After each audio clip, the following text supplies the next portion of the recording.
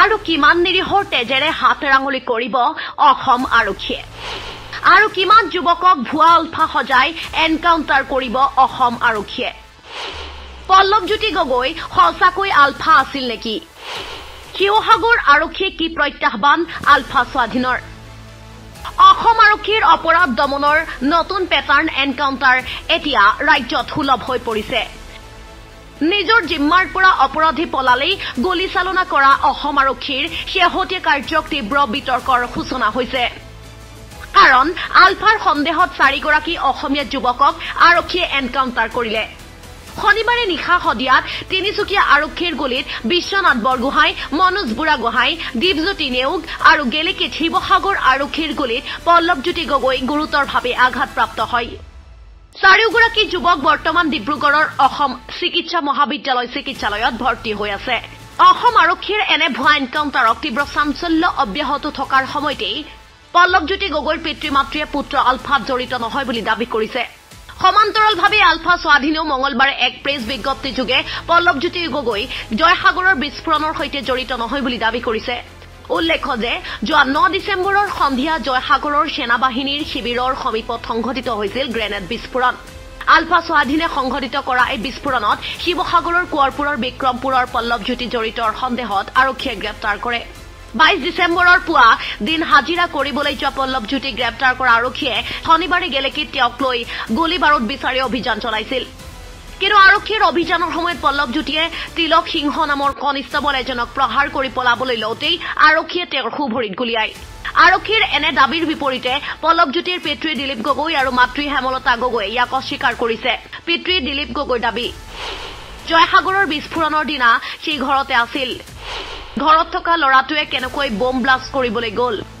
কাৰণ যিদিনা বম ব্লাষ্টিং হয় আমি নিউজত দেখি আছো হিও বহি আছে আমি একেলগে গোটেই সোপা বহি আছো তেতিয়া মানে নিউজ আমি চাই আছো আৰু সেই 11 দিন টোটেলি হি বাহিৰ ওলোৱা নাই এইটো কাৰণে তাৰ গাটো ভাল নাছিল গাটো ভাল নাই মই কৈছো যে তোৰ মূৰ ঘূৰাই থাকে তই গপকে একদিন নাযাবিচোন ঠাণ্ডাটো বেছি হৈছে সি সঁচাকে তেনেকে ঘৰতে আছিলে নিউজ চাই আছিল আৰু এইটো হি কেনেকে তাত হি বম ব্লাষ্টিং কৰিবলৈ গ'ল সেইটো কথা সম্পূৰ্ণ মিছা ইফালে পল্লৱজ্যোতিক আৰক্ষীয়ে ঘৰলৈ লৈ আহোঁতে জয়সাগৰৰ বিস্ফোৰণৰ ঘটনাটোৰ বাবে হেঁচা দি থকা হৈছে আৰু এনকাউণ্টাৰ কৰিব বুলি কোৱা কথাও উল্লেখ কৰে পিতৃয়ে আৰু 2 নম্বৰ কথাটো যিটো কৈছে গেলেকীত গৈ তাৰ পলাবলৈ গৈছে 21 ৰাউণ্ড গুলি পাইছে এইটোতো সম্পূৰ্ণ পৰিকল্পিতভাৱে কৰা কাম সেই ইয়াত সোমাই থাকোঁতেই কৈ গৈছে কালি যেতিয়া মোক ঘৰলৈ এবাৰ আনিছিলে পৰহি আনোতে তেতিয়া কৈছে যে এওঁলোকে মোক প্ৰেছাৰ দি আছে জয়সাগৰ কেছটোৰ কাৰণে মই এতিয়া নোহোৱা ঘটনাটো কেনেকৈ হাঁ বুলি কৈ দিম মই সঁচা ঘটনা হোৱালে যিখিনি জানো যিখিনি মই